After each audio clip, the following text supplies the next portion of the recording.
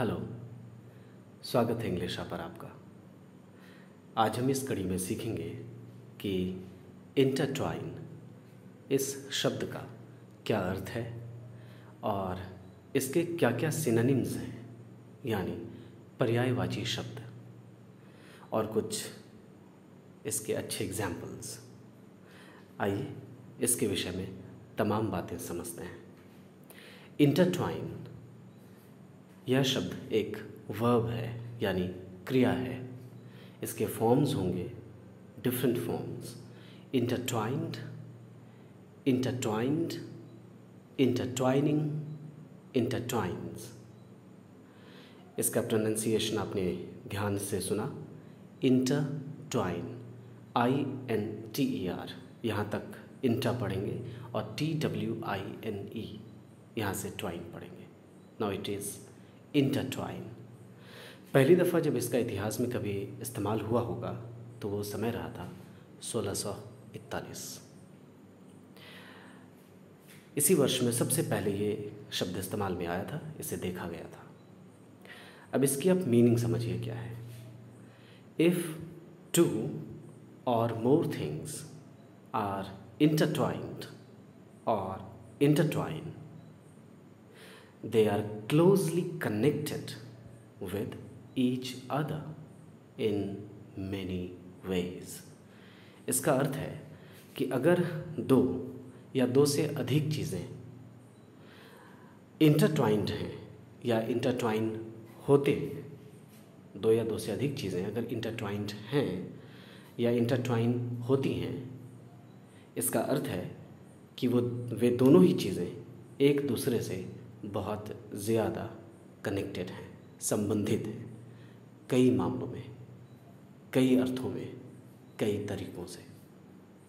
ठीक है, इसका अर्थ दो चीज़ें या दो से अधिक चीज़ें अगर इंटरट्वाइंड हैं, इसका अर्थ है कि वो दो चीज़ें या वे दो से अधिक चीज़ें आपस में संबंधित हैं कई तरीक़ों से। जैसे यह शब्द बहुत इम्पॉर्टेंट है, आपको नॉवेल में मिल सकता है, किसी फ़िलोसॉफ़िकल राइटिंग में मिल सकता है, न्यूज़पेपर में मिल सकता है, आपको पॉलिटिकल टर्म के तौर पर भी ये यूज़ होता है। So this word is really very important, और किसी एग्जामिनेशन में भी आपको मिल सकता है। इसको ध्यान से समझिए। यहाँ एक फ़िलोसॉफ़िकल एग्जाम्पल है, my life with his is intertwined. ये एग्जाम्पल मेरा है, इसे आपके लिए मैंने लिखा है। इसका अर्थ है कि मेरा जीवन उससे संबंधित है, उससे यानी उसके जीवन से संबंधित है। यहाँ पर जो हिज लिखा है, ये हिज एडजेक्टिव की तरह इस्तेमाल नहीं है, बल्कि एक प्रोनाउन की तरह इस्तेमाल है। यानी मैंने कहा क्या है, my life with his life is intertwined, ये अर्थ है। My life with his life is intertwined. तो एक अच्छा सेंटेंस है। Their destinies are intertwined. तो दो लोगों की डेस्टिनीज, दो लोगों के भाग्य संबंधित हैं, बहुत अंतरतम तरीके से जुड़े हुए हैं, गुथे हुए हैं। यानी उन दोनों का भाग्य ऐसा है कि वे दोनों जीवन में एक साथ रहेंगे। Their destinies are intertwined. कितना कमाल का सेंटेंस है ये। नेक्स्ट एग्जाम्पल, ये भी मैंने आपके लिए लिखा है। Ernest's fate is intertwined with hers. Ernest's fate is intertwined with hers. इसकी मीनिंग क्या है कि अर्नेस्ट का भाग्य उसके भाग्य से जुड़ा हुआ है, कई तरीक़ों से गुथा हुआ है।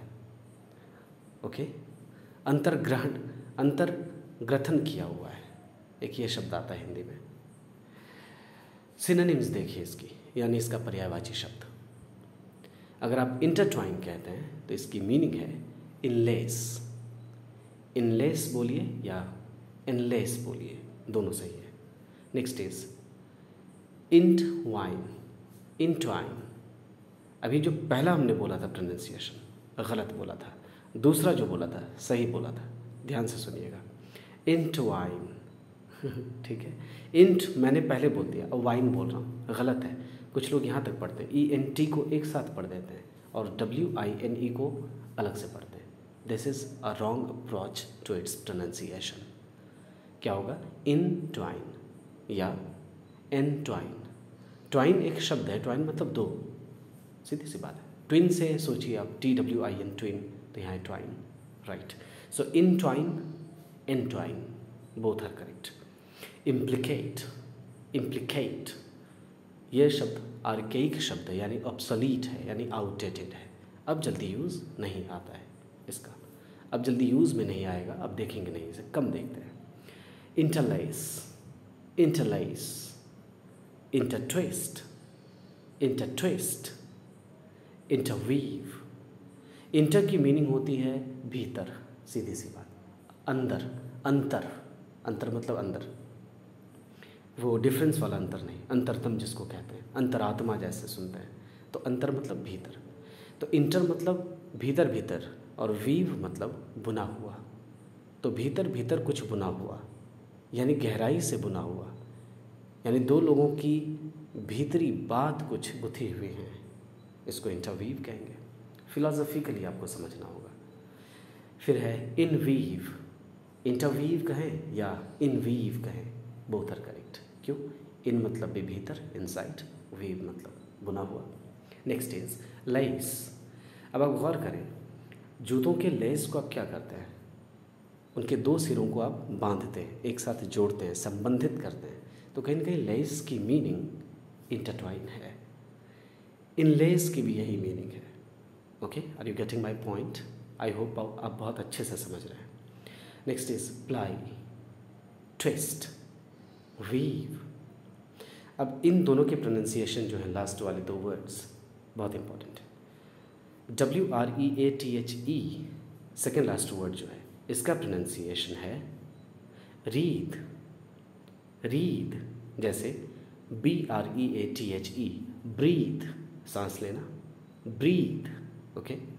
और WRITHE लास्ट वर्ड, इसका प्रोनाउंसिएशन है राइद, राइद, ओके। तो ध्यान रखिएगा, दोनों के प्रोनाउंसिएशन में डिफरेंस है, अंतर है, ये वाला अंतर डिफरेंस है। Thank you so much video देखने के लिए और समझने के लिए। अपना इतना कीमती वक्त देने के लिए आपका बहुत बहुत शुक्रिया। इसी तरह से आप देखते समझते रहें और अच्छे विद्यार्थियों तक इसे ज़रूर पहुँचाएँ। ये जितनी मेरी जिम्मेदारी है उतनी आपकी भी है। जय हिंद।